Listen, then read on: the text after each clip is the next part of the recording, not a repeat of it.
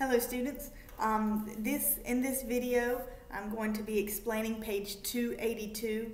It was at the request of one of you, and so I'm really glad you spoke up because I probably should have had a video for this initially, but it's okay, I'm making it now.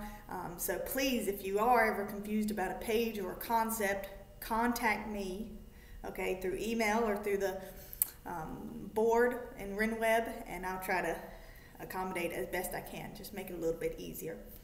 On page 282, it's talking about recognizing conjunctions, and just kind of, this is the first page where it starts talking about conjunctions and explaining what a conjunction is. Okay, it's the next to the last part of speech. There's one more part of speech to discuss, but conjunctions, we've been using them already. We've been talking about them. You probably will be familiar with a lot of the things that we go over today, but this is just specifically how to use conjunctions and the different types of conjunctions. Okay, so before we get started, you might want to go and look in your textbook to see if you still have the little note card where I asked you to write down your subordinating conjunctions. Okay, there are a list of them on page 262, as well on this page right here. It's letter B on this page right here, but we talked about them when we went over adverb clauses. Okay, and that's on page 262. So if you want to pause the video, go back and look at that page real quick just to refresh your memory a little bit. Otherwise, we'll just keep on going. So point 1 on page 282 just basically gives a definition of a conjunction. It's a word that joins words, phrases, or clauses. Okay, so I've got this little chart right here. If you want to get you some notebook paper, take some notes about this, whatever you think will help you. Conjunctions, they come between words, phrases, and clauses. Now there's two types of clauses, that's why I separated these. Okay, words are easy, you know, cat and dog, fish and shark, I don't know, just making stuff up here.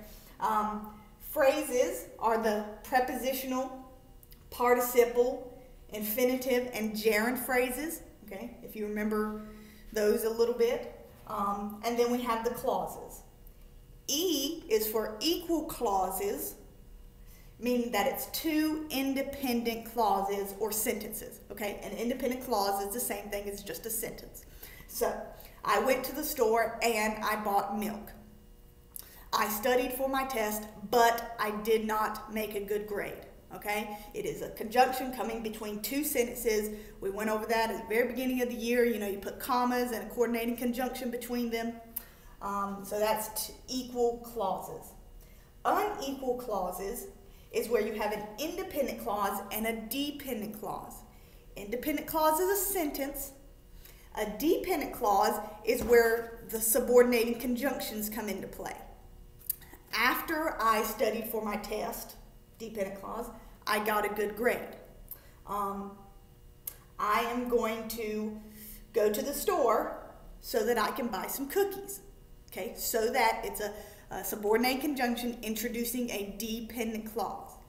Okay, and we'll talk about that in a minute, but these are the four options for the exercise down at the bottom. So I just want to make sure you can understand that.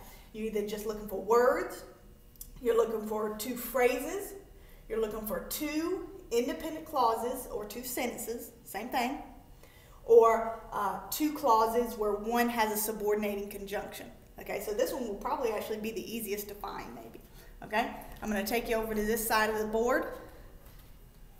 I tried to be as clear and concise as possible with this. So here's the basic two types of conjunctions, okay?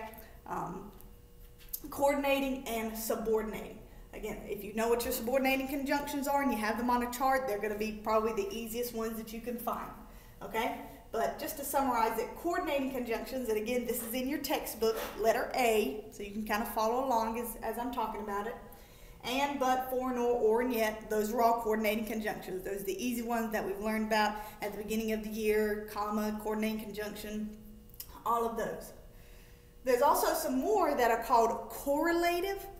They're still coordinating, but they they kind of have pairs, okay? They work together, either or, neither nor, both and, not only, but also. So they go together, both of them usually go together in a sentence, okay? But those are all the kind of the different coordinating conjunctions. And here's where you want to pay attention. Coordinating conjunctions will join two words, mom and dad, two phrases, of the house and of the car, in the house and in the car. Those are two prepositional phrases. Or clauses of equal rank, equal clauses, meaning two independent clauses or sentences. Okay? So if you see a coordinating conjunction and, it's got to be either a word, phrase, or two sentences. If you see the word either in the sentence, it's got to be either a word, a phrase, or coordinating or a clause of equal rank. The other type, again, it's very simple, because if you can find these words, you automatically know it's a clause of unequal rank, meaning that you have an independent clause and a dependent clause. Let me just real quick explain what equal and unequal mean. Equal means it's two sentences. They both can stand by themselves, two independent clauses. If it's unequal rank, then that means the dependent can't stand by itself. It needs the independent clause to work. Okay, that's why it's unequal. This is it's the independent one, it's the more prominent one, and this is the one that helps out. It kind of goes on secondary to make the sentence make sense a little bit more. Okay, so let me go back to this. If you find one of these subordinating conjunctions, after, because, since, I've just put a few of them. There's a whole lot of them in letter B in your book. Just take a second to look at it. If you find any of those words in the sentence, it's going to be clauses of unequal rank. CU, okay? So again, there's only 4 options that you're going to put in the blanks down there. Is the conjunction joining words, phrases, clauses of equal rank, or clauses of unequal rank? Just 4 options. So then let's look in your book real quick. I'm going to do some of these with you. Exercise, it says just underline the conjunction. Make sure you find all of them. And on the line, put one of these abbreviations. 1, 2, 3, and 4. So number 1, take a second to look. Try to find the conjunction. I'm going to read the sentence real quick. Thick walls and rounded arches are characteristics of Romanesque cathedrals. The conjunction is and, okay? And if you know what type it is, it's not a subordinating conjunction, so automatically it has to be coordinating. It's one of the most common coordinating conjunctions, so we already know it's got to be one of these 3. So then just look at what's around it. Thick walls, rounded arches, those are just simply 2 words, and that's why it would be words right there. So number 1, put W in the blank.